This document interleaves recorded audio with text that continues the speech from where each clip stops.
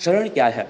शरण एक कानूनी सुरक्षा है जो संयुक्त राज्य अमेरिका में उन लोगों को कानूनी दर्जा प्रदान कर सकती है जो अपने देश में उत्पीड़न का सामना कर रहे हैं।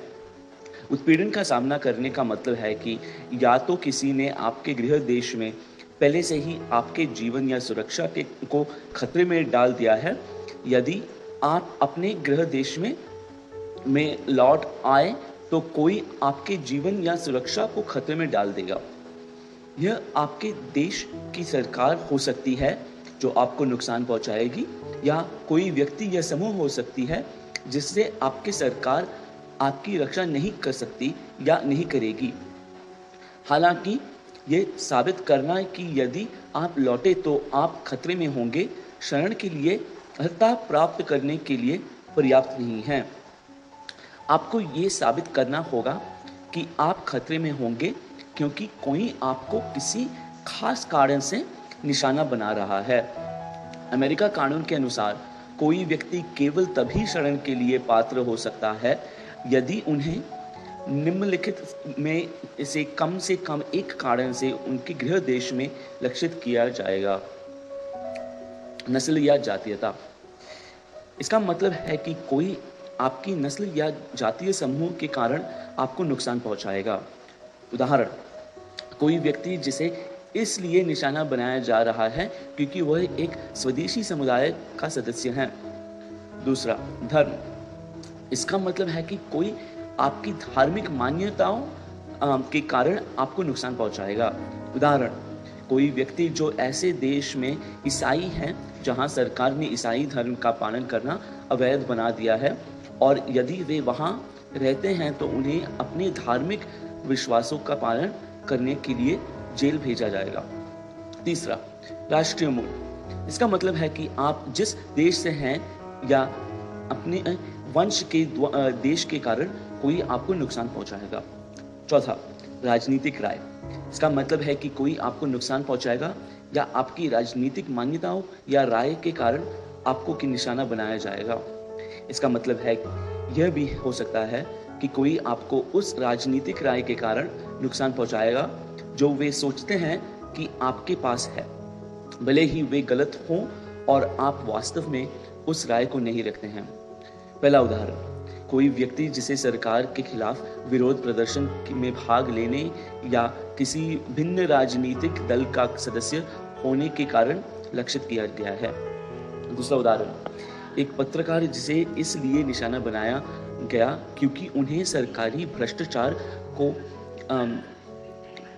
उजागर करने वाले लेख लिखे थे। तीसरा उदाहरण, यदि किसी महिला को उसकी इच्छा के विरुद्ध जबरन नसबंदी कराई जाती है तो इसे राजनीतिक राय के आधार पर उत्पीड़न माना जाता है। पांचवा, किसी विशेष सामाजिक समूह में सदस्यता। एक विशेष सामाजिक समूह उन लोगों के समूह का वर्णन करने के लिए एक कानूनी शब्द है जो सभी कुछ विशेषताओं को साझा करते हैं जिन्हें कोई व्यक्ति या तो बदल नहीं सकता है या उन्हें बदलना नहीं चाहिए। इस श्रेणी के आधार पर शरण मांगने का मतलब है कि इस विशेषता के कारण कोई आपको नुकसान पहुंचाएगा। इस प्रकार की विशेषताओं के कुछ उदाहरण लिंग पहचान, यौन अभिविन्यास, साक्षा पारिवारिक संबंध, विकलांगता या स्थायी चिकित्सा स्थिति या साक्षा अतीत का अनुभव है। ये सबसे व्यापक श्रेणी है और आपके गृह देश के विशिष्ट सामाजिक संदर्भ पर निर्भर करती है। पहला उदाहरण, जुआन उस देश का एक ट्रांसजेंडर व्यक्ति है जहां LGBTQ समाज को लगातार हिंसा और भेदभाव का सामना करना पड़ता है। उसे एक गिरोह से पीटा गया है और जान से मारने की धमकियां मिली हैं जो नियमित रूप से ट्रांसजेंडर के रूप में पहचान करने वाले लोगों को निशाना बनाता है। इस मामले में ख्वान कह सकता है कि उसके देश में ट्रांसजेंडर लोग एक विशेष सामाजिक समूह है। वे एक समान विशेषता साझा करते हैं, लिंग पहचान। और ख्वान की उत्पीड़न का सामना करना पड़ता है क्योंकि वो इस समूह से संबंधित है। दूसरा उदाहरण, मरिया के 12 वर्षीय बेटे जॉर्ज को एक गिरोह का हिस्सा बनने के लिए भर्ती किया गया था और उसने इसमें शामिल होने से इनकार कर दिया। जॉर्ज देश छोड़कर भाग गया। गिरोह के सदस्यों ने मरिया को उसके बेटे के साथ संबंध के कारण जान से मारने की धमकी दी। यदि कोई व्यक्ति खतरे में होगा क्योंकि वह एक निश्चित परिवार का हिस्सा है या क्योंकि वो किसी विशिष्ट व्यक्ति से संबंध है, तो संभव है कि उसके परिवार समूह को एक विशेष सामाजिक रूप समूह माना जा सकता है। इस मामले में मरिया के पारिवारिक संबंध ऐसी विशेषता है जिसे बदला नहीं जा सकता और उसे अपने पारिवारिक संबंधों के कारण उत्पीड़न का सामना करना पड़ता है। तीसरा उदाहरण, कार्लोस पहले अपने देश की सेना में था। हालांकि वह अब सेना में सेवारत नहीं है, लेकिन वह इस तथ्य को नहीं बदल सकता कि वह अतीत में सेना का हिस्सा था। बाद में मादक द्रव्य तस्करों ने पूर्व सैन्य सदस्य होने के कारण कार्लोस को गोली मार दी। यदि किसी निश्चित देश में लोगों को पिछले अनुभव के कारण लक्षित किया जाता है, जैसे कि सेना या पुलिस का सदस्य होना, तो पूर्व सैन्य सदस्यों या पुलिस अधिकारियों को एक विशेष सामाजिक समूह माना जा सकता है। यह साबित करने के बाद कि आपको अपने देश में 5 सुलक्षित श्रेणियां नस्ल, जातीयता, धर्म, राष्ट्रीयता, राजनीतिक राय या विशेष सामाजिक समूह में से कम एक के आधार पर उत्पीड़न का सामना करना पड़ेगा। इससे पहले कि आप ऐसा कर सकें, आपको अभी भी 2 अन्य चीजें साबित करनी होंगी अमेरिका में शरण के लिए पात्र।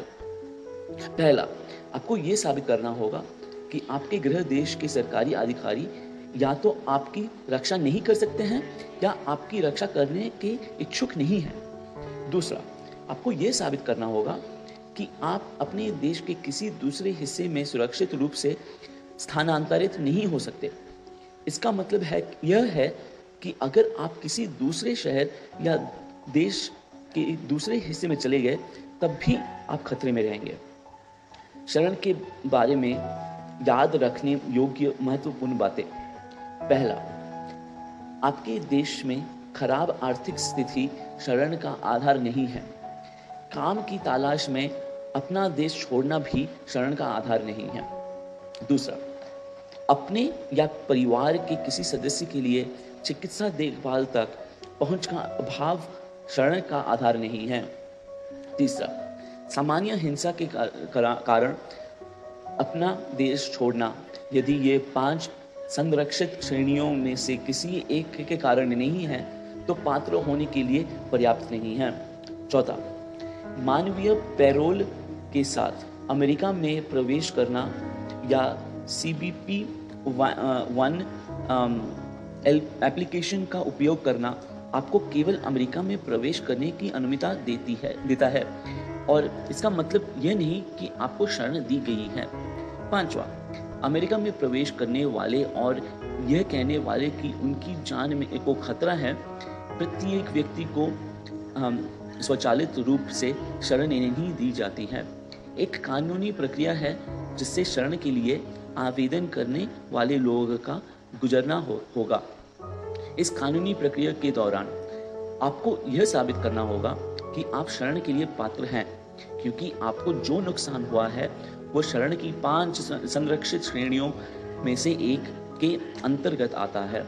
कानूनी प्रक्रिया के अंत में एक न्यायाधीश या शरण अधिकारी यह तय करेगा कि आप शरण प्राप्त करने और अमेरिका में रहने के पात्र हैं या नहीं, या आपके अमेरिका से निर्वासित किया जाएगा या नहीं।